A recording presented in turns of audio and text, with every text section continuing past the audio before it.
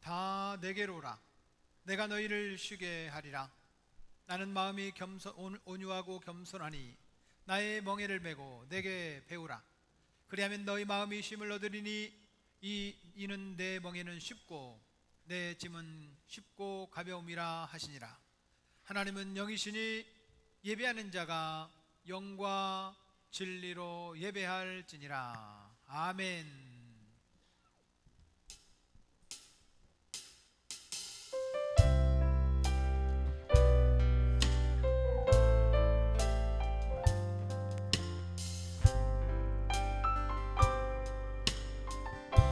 나의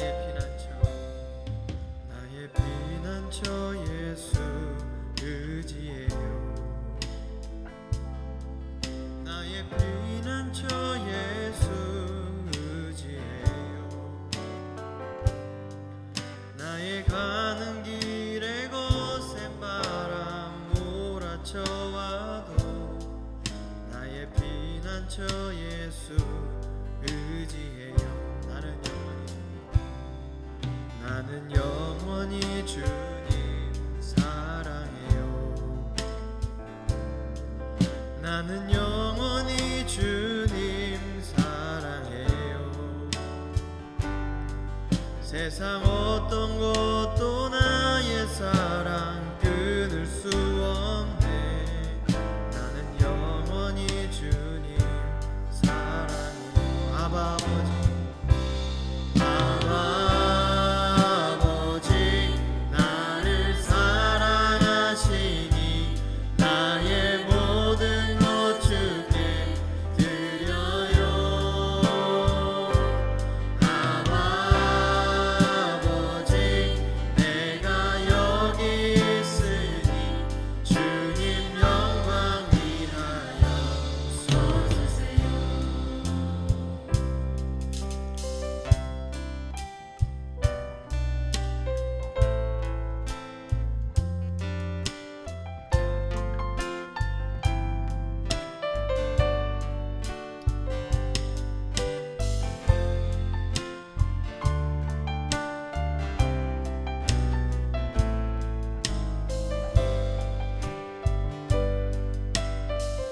고백합니다. 나의 피난처 예수, 나의 피난처 예수 의지해요.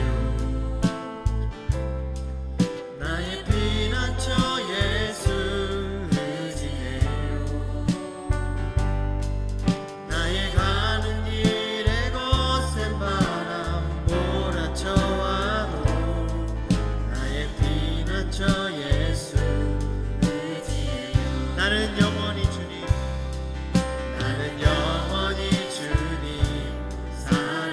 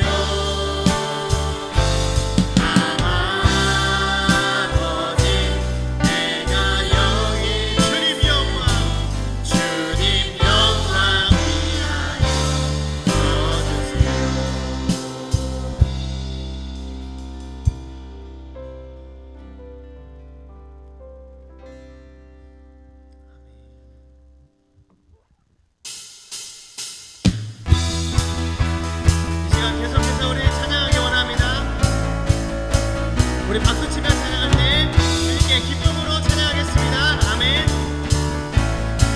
기뻐하며 승리의 노래 부르리. 그 백성 주가 회복시키시는 그 사랑으로 억눌렸던 자 모아 칭찬과 명성 얻게 하시는 전심으로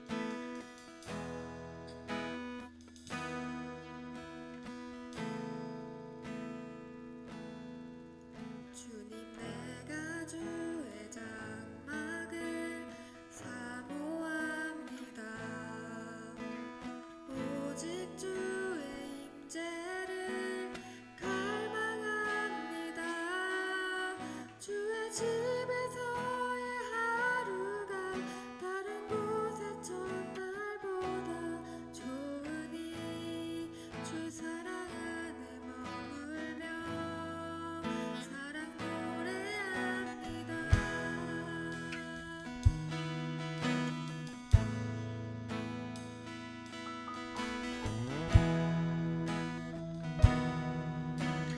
함께 고백합니다. 주님 내가 주의 자막을 사모합니다. 오직 주의 인재를 갈망합니다. 주의 집에서의 하루가 다른 곳의 첫날보다 좋으니 주 사랑 안에 머물러 사랑 노래합니다.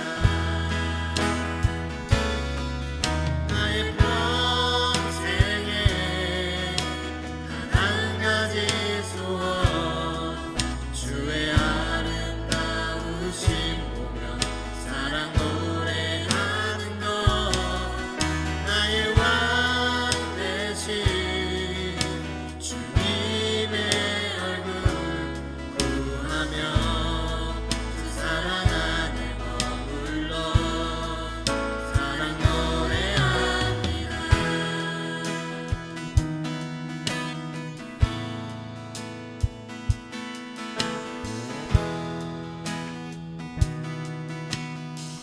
다시 한번 고백합니다. 주님 내가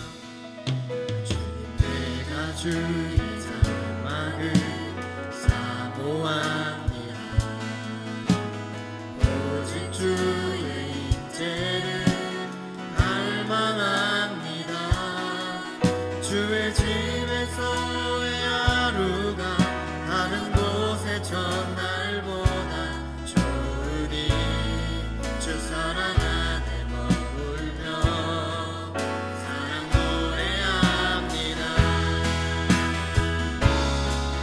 나의 평생에 단 한 가지 소원 주의 아름다우심 보며 사랑 노래하는 것 나의 왕 대신 주님의 얼굴 구하며 주 사랑 안에 머물러 사랑 노래합니다.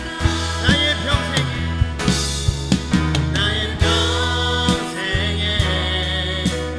단 한 가지 소원 주의 아름다우심 보며 사랑 노래하는 것 나의 왕 대신 주님의 얼굴 구하며 주 사랑 안에 머물러 사랑 노래합니다.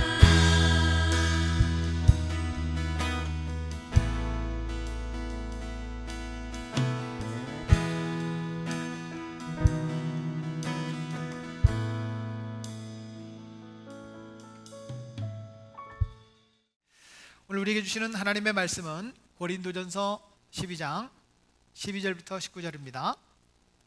오늘 우리에게 주시는 하나님의 말씀 고린도전서 12장 12절부터 19절까지입니다. 제가 한 절, 여러분들이 한 절, 한 절씩 봉독하겠습니다.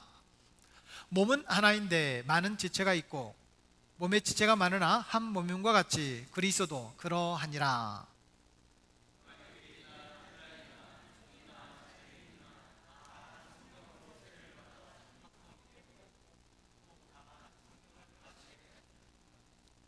몸은 한 지체뿐만 아니요 여럿이니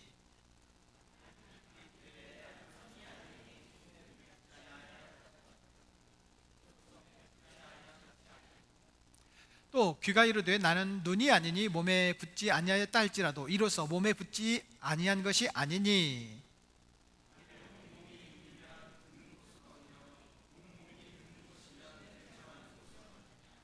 그러나 이제 하나님이 그 원하시는 대로 지체를 각각 몸에 두셨으니 만일 다 한 지체뿐이면 몸은 어디냐. 아멘. 오늘 말씀의 제목은 목적에 집중합시다 하는 말씀입니다. 따라 하겠습니다. 목적에 집중합시다. 저는 축구를 좋아합니다. 그래서 축구를 하는 것도 좋아하지만 보는 것도 좋아해요. 축구에는 여러 가지 전략들이 있습니다. 4-4-2 전략이냐, 4-3-3 전략이냐, 극단적으로 5-4-1 전략이냐, 이 전략들이 있어요. 그래서 수비 중심이냐, 공격 중심이냐, 이걸 좀 전략에 따라서 감독이 선수들을 적재적소에 배치하는 거예요. 그래서 공격이 잘 되는 팀들은 공격적인 전략을 쓰고, 수비를 해야 팀이 약한 팀들은 수비 중심으로 있다가 갑자기 공격을 하는 거예요.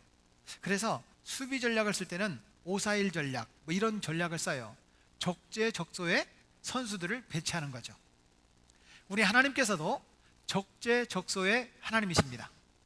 사람들이 필요한 곳에, 그곳에 배치한다는 거예요.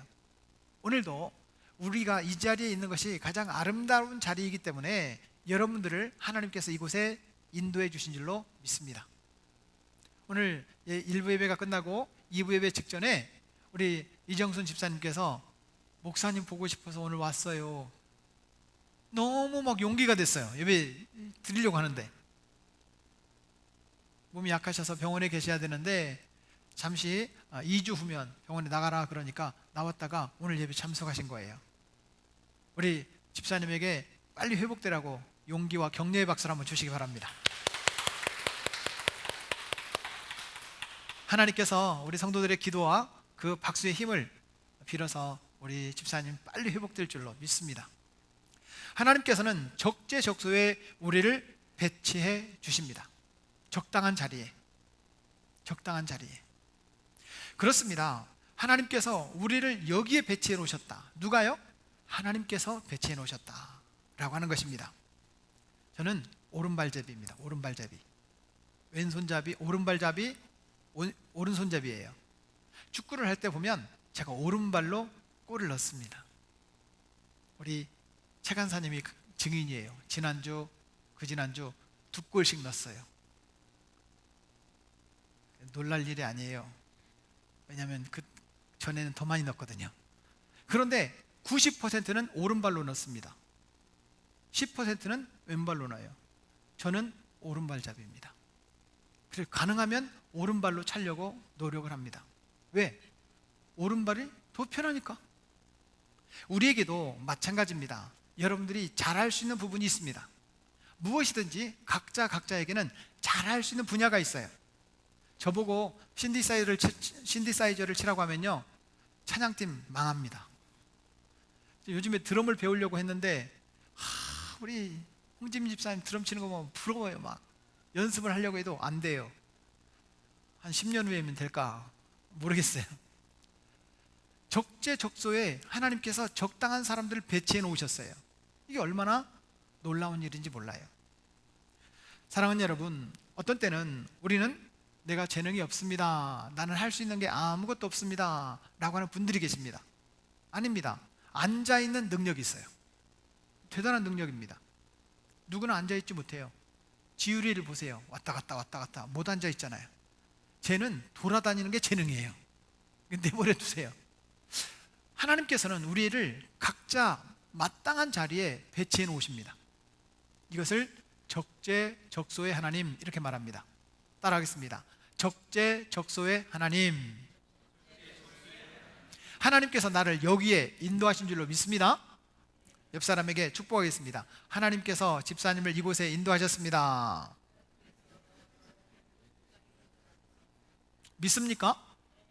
우리는 예수님을 믿습니다. 아멘. 그런데 놀라운 사실은 예수님도 우리를 믿는다는 거예요. 아니, 이게 무슨 말입니까? 예수님이 우리를 믿습니다. 왜냐하면 주님께서 우리가 그 일을 잘 할 수 있을 거라고 우리를 기대하는 겁니다. 주님이 다 하시지 않고 우리를 기대하는 거예요. 성경 말씀을 한번 확인해 볼까요? 요한복음 14장 12절 말씀, 내가 진실로 진실로 너희에게 이르노니 같이요, 나를 믿는 자는 내가 하는 일을 그도 할 것이요, 또한 큰 일도 하리니 이는 내가 아버지께로 감이니라. 예수님께서 우리 보고 주님이 하신 일을 감당하라고 해놓고 아버지께로 가신 거예요. 우리가 그 일을 잘 감당할 수 있을까라고 주님은 믿습니다. 그래서 주님은 우리에게 주님께서 하실 그런 재능들을 각자에게 나눠주셨어요. 우리에게는 그런 재능들이 있습니다. 다시요, 주님도 우리를 믿습니다. 아멘. 따라하겠습니다. 주님도 나를 믿습니다. 주님이 믿는 사람들이에요, 여러분. 대단한 능력이 아니에요? 그렇습니다. 주님의 목적은 주님께서 행하신 일을 이제는 우리 보고 해달라, 우리가 주님이 하신 일을 대신 좀 해달라 라고 부탁하시는 거예요. 만약에 주님께서 다 하실 것 같으면요, 주님 부활 승천 안 하셨을 겁니다. 부활하셔서 그냥 우리와 함께 사셨을 겁니다. 비행기 필요 없어요. 날아다니셨을 거예요. 그런데 우리 주님은 우리에게 그 일을 맡겨주셨어요. 너가 할 수 있다. 사랑하더라, 사랑하는 딸아, 너가 할 수 있다. 우리에게 맡기신 거예요. 주님도 우리를 믿습니다. 그렇다면 주님께서 우리에게 맡겨주신 것, 주님의 목적이 뭐냐라고 하는 거예요. 누가복음 19장 10절 말씀에 보면 인자가 온 것은 잃어버린 자를 찾아 구원하려 함이니라고 말씀하십니다. 다시 말해서 주님의 목적은 영혼 구원이었습니다. 주님의 목적은 바로 영혼을 살리는 것이었어요. 그러면 주님께서 그 영혼을 구원하려고 하는 목적을 우리에게 대신 맡겨놓고 주님은 가셨단 말이에요. 우리의 목적이 그러면 주님의 목적이 되어야 됩니다. 주님의 목적이 이제는 나의 목적이 되어야 합니다. 따라하겠습니다. 주님의 목적은 나의 목적. 예, 내 목적이 주님의 목적을 이루어가는 거예요. 그러면 다시 묻습니다. 주님의 목적은 뭐라고요? 영혼 구원. 주님의 목적은 영혼 구원이에요. 그럼 우리도 주님의 목적이 내 목적이라면 우리의 목적도 영혼 구원의 목적이 되기를 축복합니다. 맞습니다. 사랑하는 여러분, 저와 여러분들이 나의 목적이 아니라 주님의 목적에 초점을 맞추고 집중할 수 있기를 바랍니다. 스펄전이라는 목사님이 계세요. 우리 목회자들 세계에서는 정말 너무 훌륭한 분이신데, 이분은 영국 분인데요, 미국 교회가 이분에게 강의를 부탁을 했어요. 50번 강의를 해주십시오. 매 회마다 $1,000씩 드리겠습니다. 100만 원씩 드리겠다는 거예요. 1900년대 초반에 매 회마다 $1,000, 50번, 우리나라 돈으로 100만 원이라고 해봐요. 100만 원 50번, 그럼 얼마예요? 5천만 원을 주겠다는 거예요. 그런데 이 스펄전 목사님 마음속에 돈을 주고 내 강의를 듣겠다는 그 마음이 조금 불편한 거예요. 그래서 스펄전 목사님은 미국 교회에 이렇게 대답을 했다고 합니다. 나는 더 좋은 일을 하겠습니다. 런던에 머물면서 50명의 영혼을 구원하겠습니다. 5천만 원이 중요한 게 아니고, 내 실력을 인정해 주는 게 중요한 게 아니고 50명의 영혼을 구원하는 일에 내가 헌신하겠습니다 라고 말했다는 거예요. 그런가 하면 프란시스 자비어라고 하는 선교사님이 계신데, 이분은 오지에 선교를 하면서 많이 얻어맞고 영혼을 살리는 데 힘썼던 선교사님이세요. 이분은 이렇게 말합니다. 영혼 하나를 구원하기 위하여 매를 10,000대 맞으라고 해도 매를 맞겠습니다. 이렇게 말하는 거예요. 윌리엄 무스는 미적지근한 그런 믿음을 갖고 있었던 사람이었어요. 어느 날 뜨거운 성령의 은혜를 경험하고 지옥불에 떨어질 영혼을 살리는 일에 나를 헌신하겠다라고 마음먹고 군복을 입고 나팔을 불면서 전도하기 시작했습니다. 그 모습이 사람들이 보기에 이상하기도 하고 또 의심을 받기도 하고 오해를 받기도 하고, 저 사람이 과연 예수 믿는 사람인가? 라고 하는 오해를 받았습니다. 그런데 1904년 에드워드 7세 영국 왕이 버킹엄 궁으로 이 윌리엄 무스를 초대했습니다. 그리고 이렇게 말했습니다. 장군, 참으로 좋은 일을 하고 있어. 큰 일을 하고 계시오.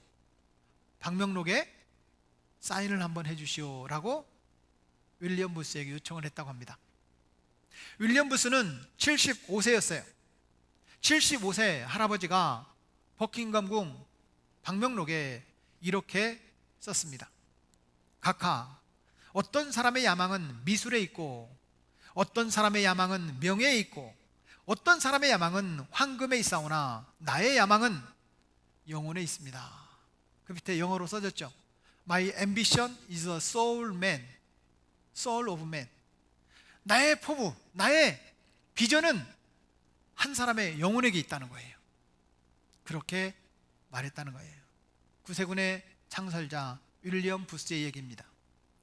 사랑하는 여러분, 분명한 사실은 기독교 역사상 가장 위대한 업적을 이루었던 사람들은 많은 지식을 갖고 있는 사람들이 아니었고 신학자가 아니었습니다. 많은 돈을 가지고 있는 사람들이 아니었습니다. 영혼을 사랑하는 열정을 가진 사람이 기독교 역사를 써간 겁니다. 우리도 한 영혼을 향한 뜨거운 열정을 가진 성도가 되기를 주의 이름으로 축복합니다. 맞습니다. 주님의 목적은 분명했습니다. 뭐예요? 영혼 구원. 주님의 목적이 그렇게 거기에 집중되어 있었다면 나의 목적도 거기에 집중되어야 할 것입니다. 바로 영혼 구원입니다. 우리의 몸은 하나입니다. 손오공처럼 변신술을 하거나 분신술을 하는 존재가 아닙니다. 우리의 몸은 하나예요. 그런데 우리 몸에 보면 각양각색의 지체가 있습니다. 눈, 코, 귀, 입, 그리고 손, 발, 많은 지체가 있어요. 심지어 머리카락 하나까지도. 우리의 몸은 모두 하나입니다.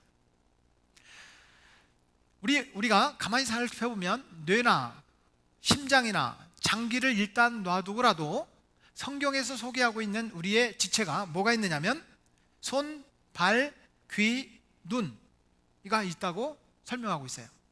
오늘 18절 말씀에 그 많은 지체를 만드셨는데 그 많은 지체가 있는데 왜 만들어졌느냐 이렇게 말합니다. 그러나 같이 읽습니다.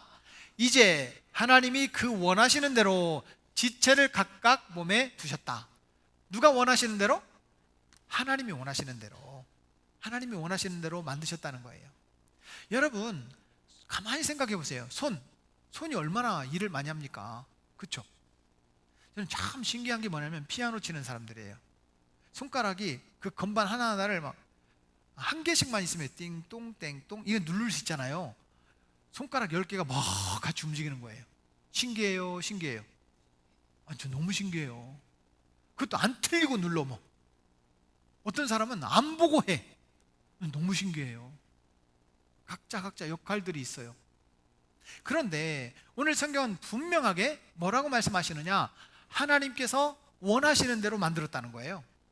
내가 필요해서 만든 게 아니라 하나님께서 원하시는 대로 만들었다라고 설명하고 있습니다.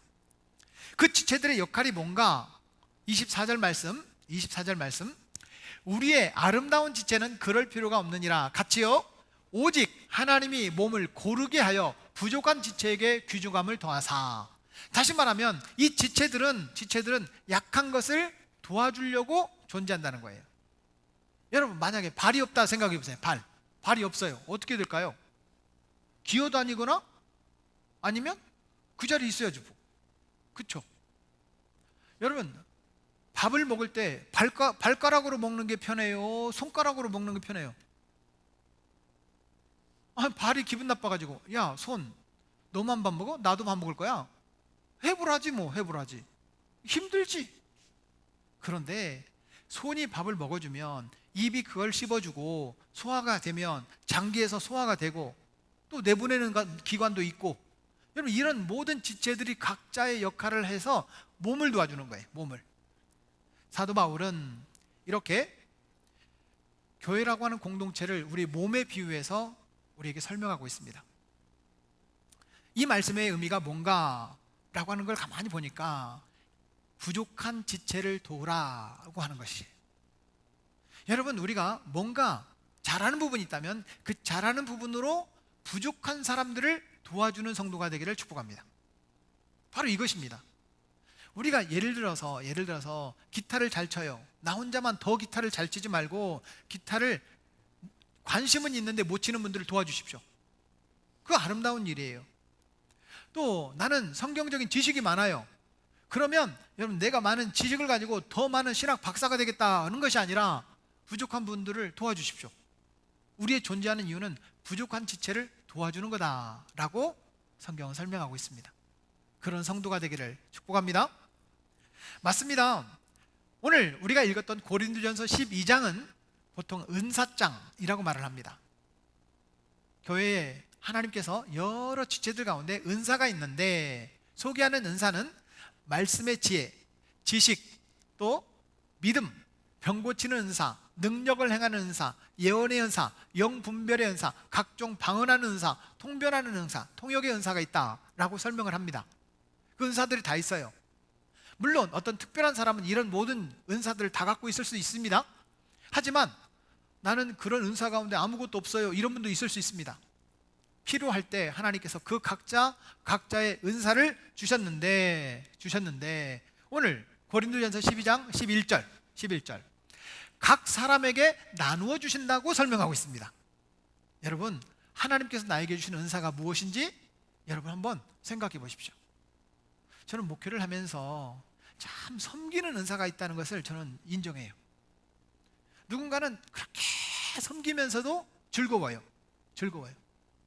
난 절대로 밥값 안 내는 사람은 밥값 안 내요. 그런데 계속 섬기는 사람은 계속 섬겨요. 근데 그게 즐거워요. 여러분, 이 은사예요, 은사. 누군가는 교회 청소를 하면서 3시간 동안 청소를 하는데 그게 즐거워요. 근데 누군가는 10분 청소해도 지쳐요. 그분들은요, 와서 커피를 타면 돼요. 커피를 계속 청소하면 지치니까. 여러분, 우리는 각자에게 은사가 있는데 하나님은 그 은사를 이렇게 나누어 주셨다는 거예요. 나누어 주셨다. 특별한 몇몇 은사들을 다 갖고 있는 사람들이 있겠지만 고린도 교회에 편지를 쓰고 있는 바울 사도는 이런 각자 은사들이 있지만 그보다 더 큰 은사가 있다라고 말하면서 고린도전서 12장 31절, 이 31절은 12장의 마지막 절이에요. 그 다음 절은 13장이에요.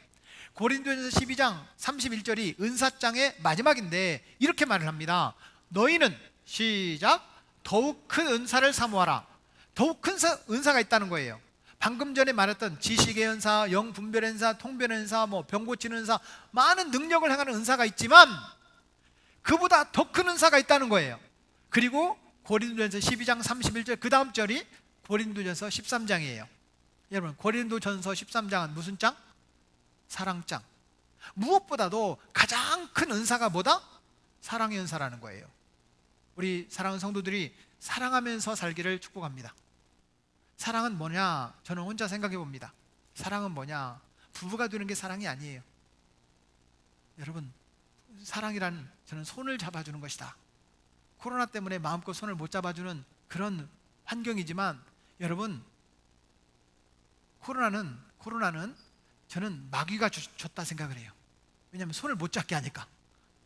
분명히 하나님께서 이런 코로나 시대가 지나고 난 뒤에 우리가 마음껏 안아주고 마음껏 손을 잡아주는 그런 사랑의 은사를 발휘하라고 하나님께서 우리에게 준비시키는 것 같아요. 사랑은 뭐냐? 손을 잡아주는 것이다.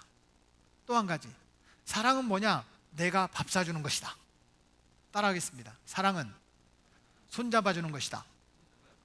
사랑은 밥 사주는 것이다. 뭘 사주는 것이다?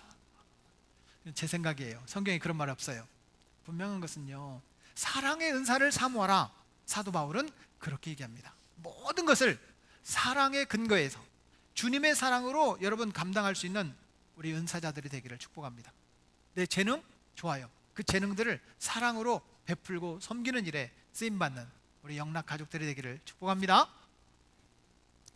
그런데 여기에 보면 바울은 은사를 이야기하고 사랑을 얘기하지만 바울의 가장 중요한 역할은 뭐였느냐? 전도자였습니다.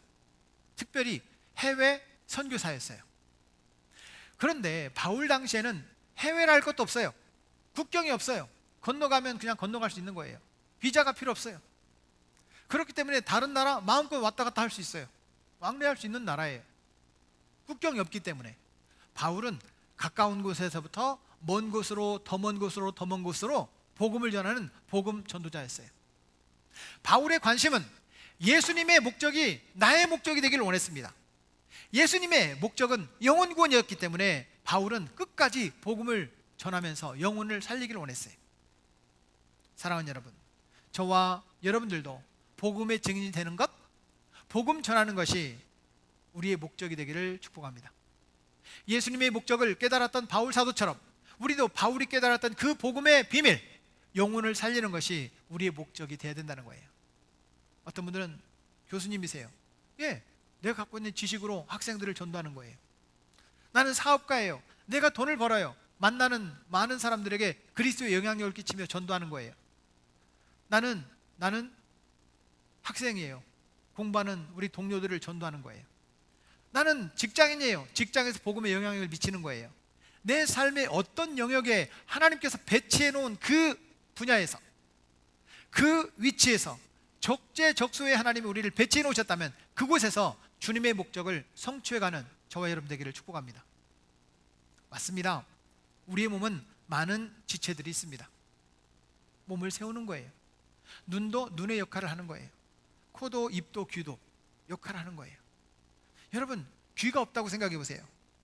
귀를 싹둑 잘랐어요. 양쪽을. 소리가 들려요, 안 들려요? 안 들립니다.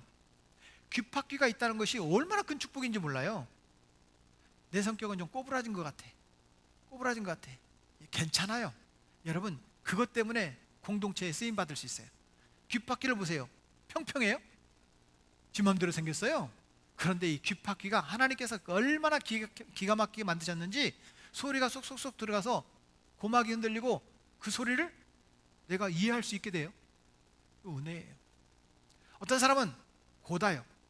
이 바닥처럼 평평해요. 괜찮아요. 평평해야 네 역과도 잘 굴러가지. 사랑하는 여러분, 저와 여러분들이 어떤 모습의 성격이든지 어떤 모습의 위치든지 무슨 직업을 가지고 있든지 적재적소에 하나님께서 우리를 배치해 놓으셨음을 믿으시기를 바랍니다. 결국 우리의 몸의 지체들은 무엇을 위해서 쓰임받아야 된다? 목적을 향해 가고 있다는 거예요. 주님의 목적. 따라하겠습니다. 주님의 목적은 나의 목적. 다시 묻습니다. 주님의 목적이 무엇입니까? 영혼 구원.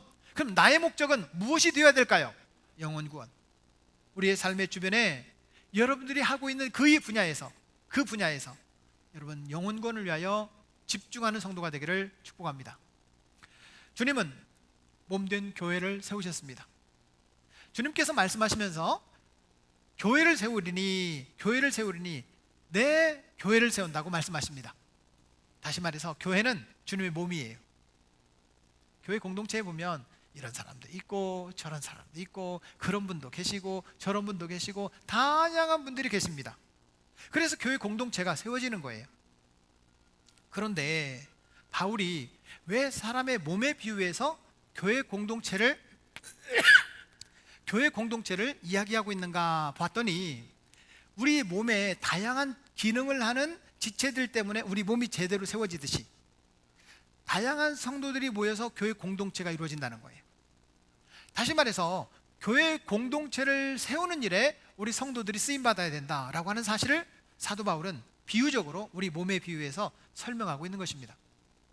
사랑하는 여러분, 여러분들은 손입니까? 발입니까? 입입니까? 코입니까? 귀입니까? 여러분들이 감당할 수 있는 재능과 역할들이 다를걸요? 그러나 그 역할과 기능을 통해 공동체, 교회 공동체를 세워가는 일에 쓰임받기를 축복합니다. 그렇습니다. 성경은 이렇게 분명히 말합니다. 고린도전서 12장 27절 너희는 그리스도의 몸이요 지체의 각 부분이라고 말합니다. 쓸모없는 사람이 아무도 없어요. 다 필요해요. 그런데 키가 185인 사람이 있고 165인 사람이 있죠. 목사님 저는 158인데요. 괜찮아요. 있잖아요. 달라요. 등치가 큰 사람은요 손 길이가 좀 더 길 뿐이에요. 그렇죠? 그런데 여러분 한번 물어봅시다. 여러분 대답해 보세요. 머리가 큰 사람이 좋아요? 머리가 작은 사람이 좋아요? 여러분 자고로 과거부터 이런 말을 했습니다.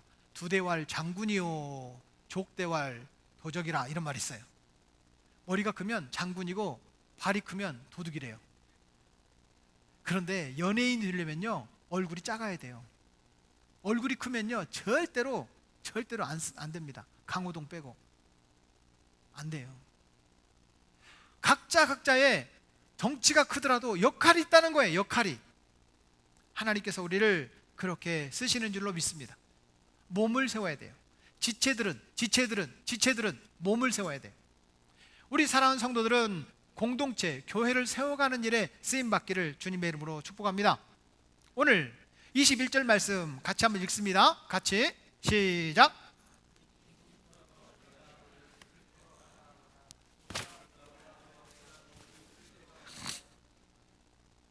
서로 쓸모없다, 쓸데없다 말하지 말라는 거예요. 다 필요하다.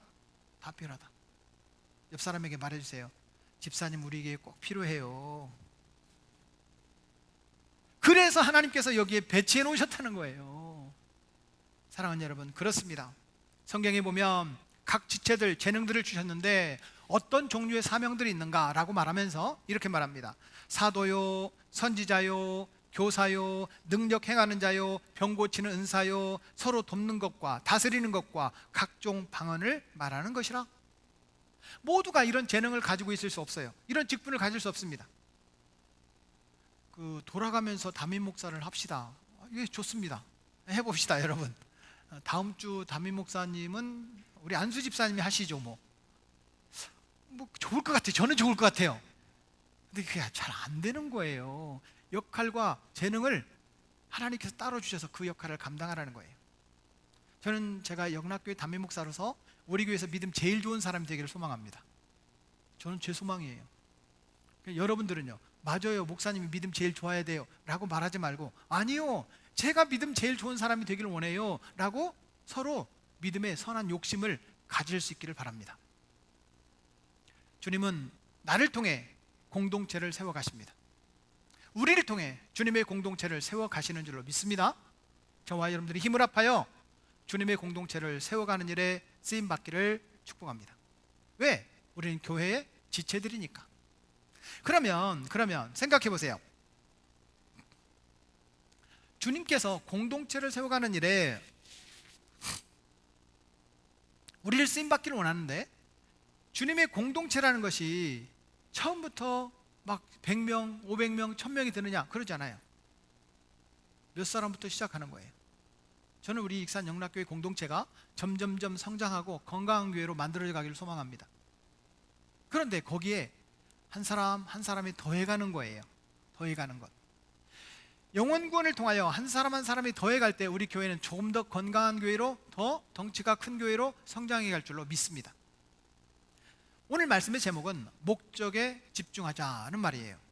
따라하겠습니다. 목적에 집중하라. 주님의 목적이 분명합니다. 영혼 구원. 우리 교회가 점점점 영혼 구원에 집중하는 교회가 되었으면 좋겠습니다. 그렇다면 영혼 구원을 위해서 우리가 해야 될 일이 뭐가 있습니까? 그렇다면 영혼 구원을 위해서 우리가 해야 될 일이 있다는 거예요. 첫째, 하나님께 주신 은사를 알아야 합니다. 따라하겠습니다. 하나님께서 주신 은사를 알아야 합니다. 오늘 18절 말씀. 그러나 이제 하나님이 그 원하시는 대로 지체를 각각 몸에 두셨으니, 나는 팔입니까? 발입니까? 코입니까? 입입니까? 귀입니까? 자기의 은사를 알아야 된다는 거예요. 여러분들의 은사를 깨닫기를 축복합니다. 그래야 그 부분에서 더 헌신할 수 있기 때문입니다. 각 사람에게 잘할 수 있는 것, 관심이 달라요. 관심이 어쩜 그렇게 다른지 몰라요. 저는 김치볶음밥과 흰 죽은 좀 끓일 줄 압니다. 잘한다는 건 아니고, 김치볶음밥 해본 적이 한 9년쯤 된 것 같고, 흰 죽은 올해도 한번 끓여본 것 같아요. 그런데 요리를 하고 나면 마치 주방이 금방 이사 온 집 같아요. 이 그릇 저 그릇 막 나오고, 막 그 양념 그릇 다 나와 있고 막 지저분한 거예요. 스트레스예요. 요리하는 것 자체가 스트레스예요. 그런데 제 아내는 요리를 빨리 해요. 그런데 또 맛있어요. 뚝딱 음식을 만들어내요. 요즘에 제 아내가 저한테 여보 당신도 요리를 한번 해보세요. 해야죠. 그런데 부담이 되는 거예요. 스트레스가 돼요. 왜? 그랬더니 제 아내가 아프면 제가 밥을 해줘야 되기 때문에 요리를 똑같은 김치볶음밥만 계속 해줄 수 없잖아요. 그러니까 요리를 해보라는 거예요. 네, 해볼 겁니다. 근데 힘들어요. 저는 소망합니다. 제 아내는 요리를 만들고 저는 먹기만 하고. 그게 재능이 달라요. 우리 여자분들 중에서도요, 요리를 만들 때 금방 뚝딱 만드시는 스타일이 있고요, 요리하면 막 부담이 되는 분들이 계세요. 맞죠? 맞다고 하면 저하고 비슷한 사람이라고 하려고 했더니 아무튼 달라요. 재능이 달라요. 역할이 달라요. 분명한 사실은 하나님께서 잘할 수 있는 것을 주셨다. 18절 말씀에 보면 18절에 이제 하나님이 그 원하시는 대로 지체를 각각 몸에 두셨다, 이렇게 말을 합니다. 하나님이 원하시는 대로. 우리는 하나님께서 원하셔서 각자에게 재능을 주셨어요. 역할을 주셨어요. 여러분, 그런 은사를 주신 거예요. 그 은사를 발휘해서 몸을 세워가는 우리 성도가 되기를 축복합니다. 그럼 나에게 주신 은사가 뭐냐? 나는 방언하는 은사가 있다, 나는 통변하는 은사가 있다, 병 고치는 은사가 있다. 여러분, 은사가 있을 수 있어요. 조심스러운 얘기이긴 하지만 여러분, 저는 이런 생각이 듭니다. 목사님이 은사를 다 갖고 있고 성도들은 은사가 없다면 목사님은 살아남을 수가 없을 거예요. 혹 우리 성도들 중에서도 병 고치는 은사가 있는 분들이 있다면 좋을 것 같아요. 환자들에게 기도해주고 치유되고 회복되고 이럴 수 있으면 좋겠죠. 지혜 은사가 있어요. 목사님, 제가 기도하면서 이런 말씀이 은혜가 되더라고요. 맞다고, 내가 기다렸던 것이 그거라고 깨닫는 은사가 있으면 좋겠어요. 어떤 분들은요, 사업을 잘하는 은사가 있어요. 이 지혜가 있어요. 돈 버는 지혜 다 있으면 좋겠죠. 그렇지 않아요. 그런 머리가 있는 분들이 계세요. 사랑하는 여러분, 각자 그 하나님께서 주신 재능을 깨달아야 됩니다. 거기에 집중하십시오. 아멘. 그렇습니다. 하나님께서는 몸을 세우기 위하여 어떤 사람들은 발의 역할로, 어떤 사람은 손의 역할로, 어떤 사람은 눈의 역할로, 어떤 사람은 입의 역할로, 어떤 사람은 귀의 역할로 다양한 역할을 주셨는데 그 역할을 통해 교회가, 몸이 세워져 가기를 축복합니다. 교회는 하나님께서 세우실 때 처음부터 영혼 구원이라는 그 목적을 가지고 교회를 세우셨습니다. 교회의 목적은 영혼 구원입니다. 영혼 구원의 목적은 여러분, 교회를 세우면서 시작된 거예요. 맞습니다. 저와 여러분들이 건강한 공동체가 되면 건강한 공동체 안에 사람들이 들어올 거예요.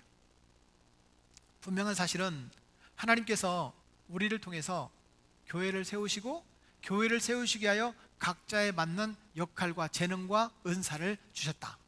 하나님께 그것을 얘기하고 있는 겁니다. 우리에게 주신 은사를 깨닫기를 축복합니다. 두 번째는 주님의 몸인 교회 공동체를 세워가야 한다 라고 하는 거예요.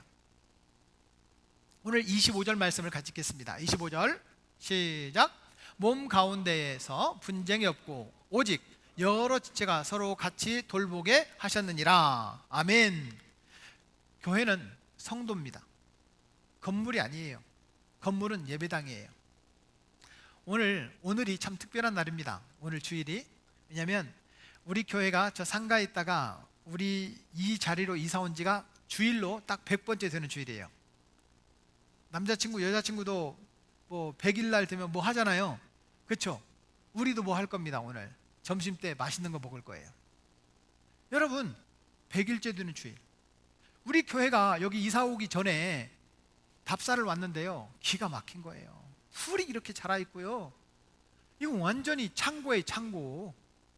그런데 우리 교회가 이사 와서 이렇게 다듬었고 청소하고 페인트 칠하고 하니까 교회가 된 거예요. 예배당이 됐어요.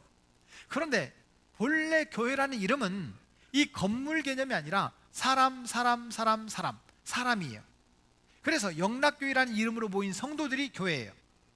우리는 영락교회입니다. 여러분, 교회는 사람이, 성도가 교회예요. 따라하겠습니다. 우리는 익산 영락교회입니다. 무슨 말이냐면 익산 영락교회라는 이름으로 모인 사람들, 성도들, 이게 교회라는 뜻이에요. 우리가 교회예요. 아멘. 그러면 우리가 교회인데 우리 교회를 통해서 주님께서 목적하시는 것이 두 가지가 있어요.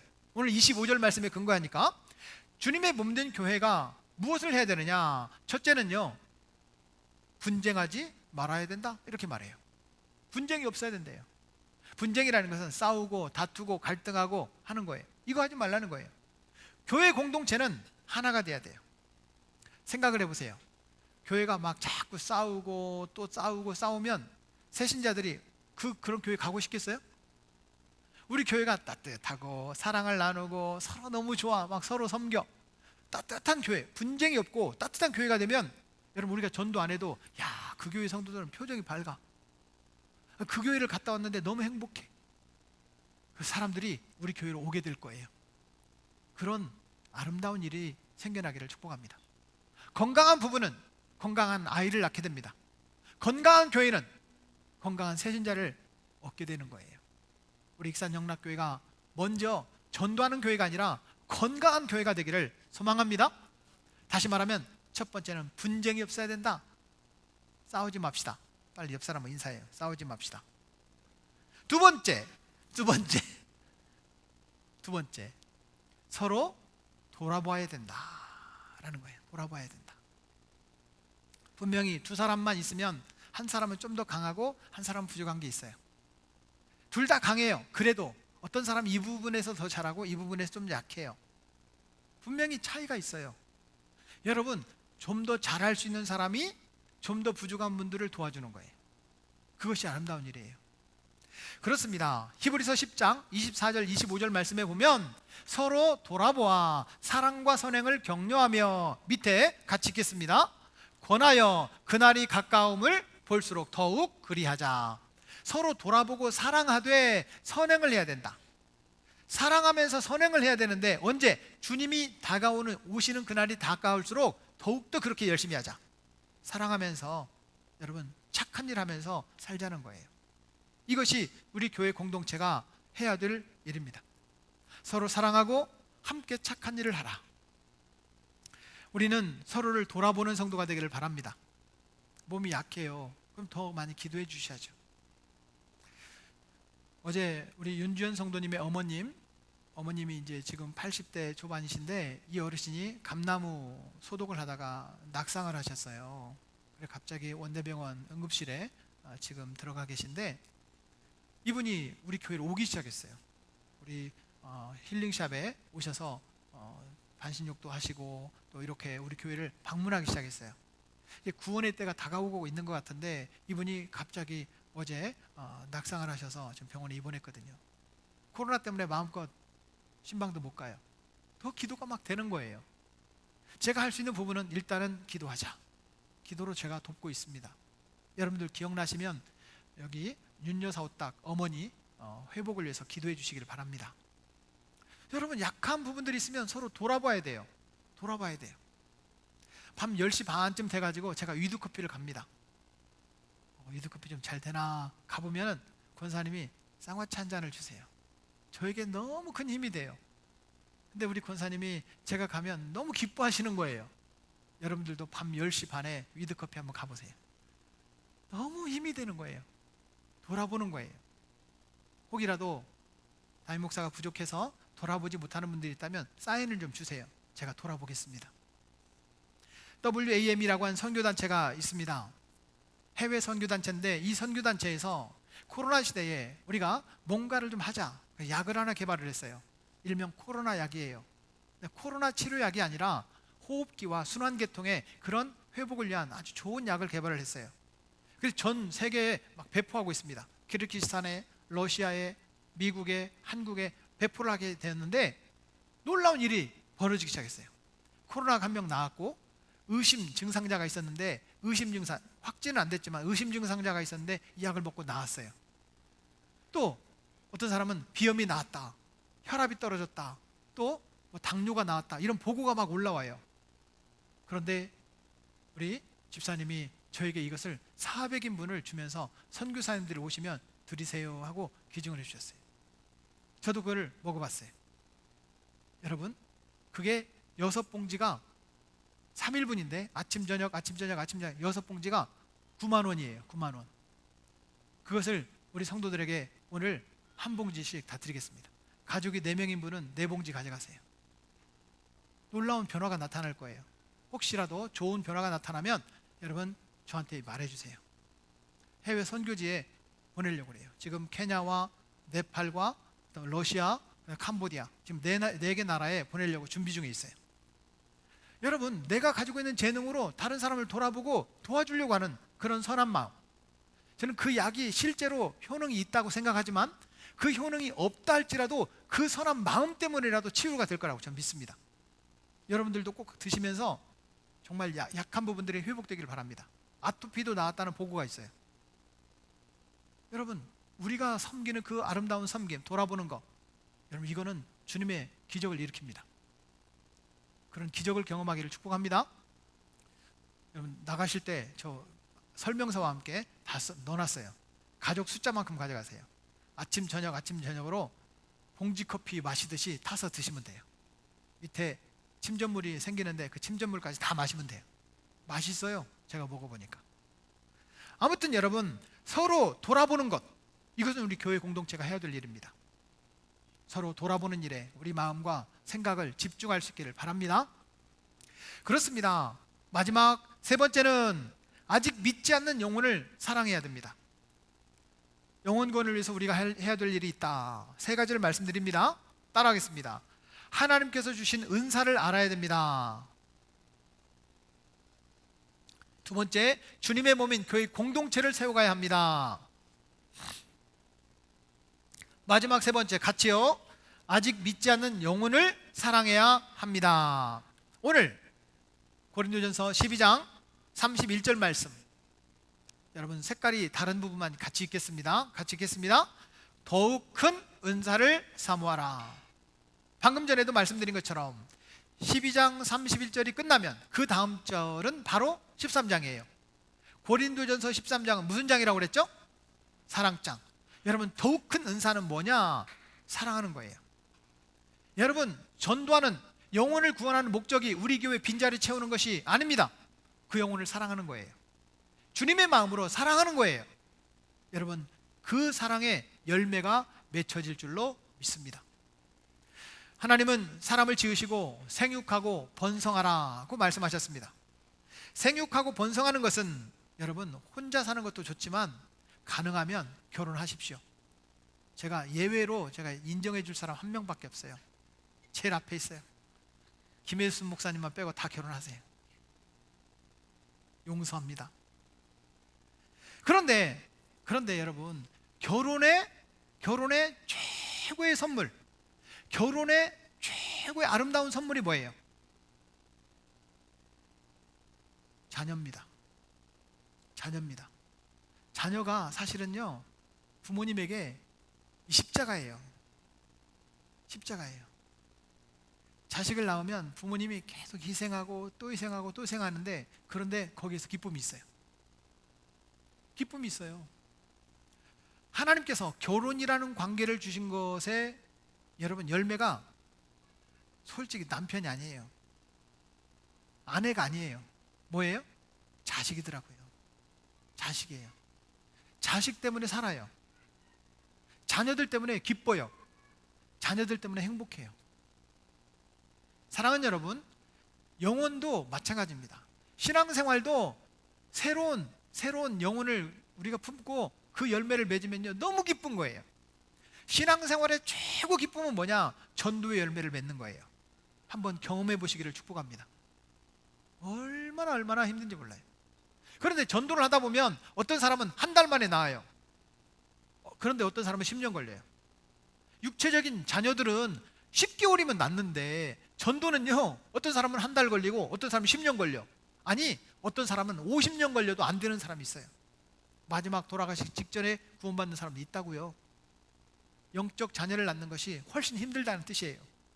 사랑하는 여러분, 우리가 부부의 가장 큰 선물이 자녀라면 신앙생활의 가장 큰 선물도 영적 자녀, 영혼 구원이 되기를 축복합니다. 주님께서 우리에게 기쁨을 주시려고 그 영혼 구원의 목적을 맞추라는 거예요. 저도 여러분들도 함께 주님의 목적이 나의 목적이 되기를 축복합니다. 이 도표를 한번 봐주실래요? 교회가 성장하는 도표인데요, 1번, 2번, 3번 있어요. 1번은 올라가는 단계고요, 2번은 멈춰있는 단계고요, 3번은 내려오는 단계예요. 교회도 성장하는 단계가 있고요, 정체되는 단계가 있고요, 퇴보하는 단계가 있답니다. 그런데 1번은 성장하는 단계, 2번은 정체 단계, 3번은 내려오는 단계인데, 등산을 예를 들어 볼게요. 여러분, 올라가는 게 힘들어요? 머물러 있는 게 힘들어요? 내려오는 게 힘들어요? 내려오는 게 제일 힘들어요. 내려오는 게. 사망사고는요, 올라가면서 사망사고 나는 일은 없답니다. 하산하면서 사망사고가 나요. 그런데 올라가는 일이 힘들어도 정상에 있으니까 여러분 희망을 갖고 가요. 희망을. 좋아요. 정상에 올라갔어요. 에베레스트 산, 히말라야의 에베레스트 산 정상에 올라갔어요. 몇 분 동안 있다가 내려올까요? 평균적으로 히말라야 에베레스트 산의 정상에 여러분 30분 정도 있다가 내려온답니다. 30분 동안 뭐 하느냐? 사진만 찍고 와요. 360도 각도로 사진을 찍는데 태극기 들고 사진 찍고 후원사 리본 붙이고 사진 찍고 그리고 내려오는 거예요. 더 이상 머무를 수가 없어요. 왜? 다음 팀이 지금 기다리고 있거든. 빨리 내려와야 돼요. 그 30분 머물려고 그 정상에 올라가는 거예요. 여러분, 우리 교회도 생각해 보세요. 교회도 성장하는 단계가 있고 정체되는 단계가 있고 퇴보는 되는 단계가 있답니다. 그런데 어떤 때 성장하느냐? 밖을 바라볼 때 성장을 한다고 합니다. 다시 말하면 영혼 구원을 위해서 자꾸 밖으로 관심을 가지면요, 교회가 건강해지고 성장을 해요. 그런데 2번 정체되는 단계는 언제 정체되느냐? 우리끼리 행복합시다, 우리끼리 맛있는 거 만들어 먹고 우리끼리 운동하고 우리끼리 여행 가고 우리끼리 그러면요 정체되는 거예요. 그럼 언제 퇴보하느냐 봤을 때 3번, 이러다가 우리 교회 이거 망하는 거 아니야? 우리 교회 이거 문 닫는 거 아니야? 여러분, 주의 이름으로 부탁합니다. 사업을 하든지 자녀들 공부를 시키든지 절대로 2번, 3번 이런 거 여러분 말도 꺼내지 마십시오. 밖을 바라봐야 돼요. 그래도 가능해. 할 수 있어. 된다니까? 자꾸 말해주시기 바랍니다. 아멘. 이러다가 큰일 나는 거 아니야? 이런 거 말해도 꺼내지 마세요. 생각도 하지 마세요. 입 근처에도 붙이지 마세요. 할 수 있어. 됩니다. 기다려 봅시다. 가능하다니까? 자꾸 말하시길 바랍니다. 밖을 바라봅시다. 그것이 바로 영혼 구원이라고 하는 것입니다. 우리 교회가 영혼 구원에 더욱더 힘쓰시기를 주의 이름으로 축복합니다. 말씀의 결론을 맺으려고 합니다. 우리 삶의 이유가 무엇입니까? 삶의 목적이 무엇입니까? 바로 영혼 구원이어야 할 줄로 믿습니다. 요즘 코로나 때문에 직접 만나서 전도하는 것보다 비대면 전도라고 하는 것이 점점 더 익숙해지고 있습니다. 제 아내가 오랫동안 기도하면서 은혜로운 글들을 보내줬던 자매가 있었습니다. 근데 지난 주간에 갑자기 연락이 온 거예요. 사모님, 저 교회 나가고 싶어요. 이렇게 연락이 온 거예요. 오늘 올 줄 알았더니 못 오셨어요. 분명히 그분이 자기 입으로 먼저 그렇게 고백했다면 조만간에 우리 교회 나오게 될 거라고 저는 믿습니다. 저는 그런 비대면 전도, 제가 보내는 영적인 어떤 은혜로운 글들을 보내는 분들이 지금 32분이 있습니다. 32분이 있는데 직접 만나서 전도하지는 못하지만 그분들을 위해서 기도하고 있고, 제가 은혜로운 글들을 일주일에 한 3, 4일 정도, 4, 5일 정도 계속 보내주고 있습니다. 하나님께서 분명히 회복시켜 주실 줄로 믿습니다. 그분 중에는 교회 나오다가 좀 쉬고 있는 분도 계시고, 어떤 분들은 지금 우리 교회 지금 구성원들도 있고, 어떤 분들은 전혀 예수님을 안 믿는 분들도 계세요. 제가 은혜로운 글들을 보내주고 있어요.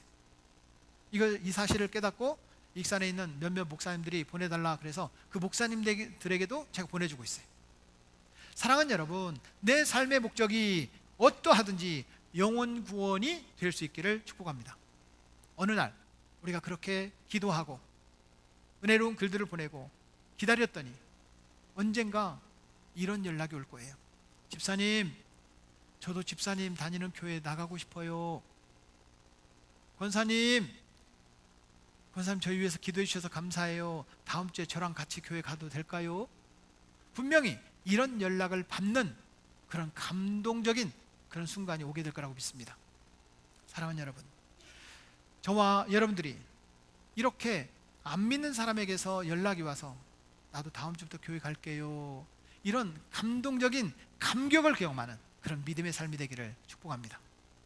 목적에 집중하라, 영혼 구원에 집중하는 저와 여러분 되기를 축복합니다.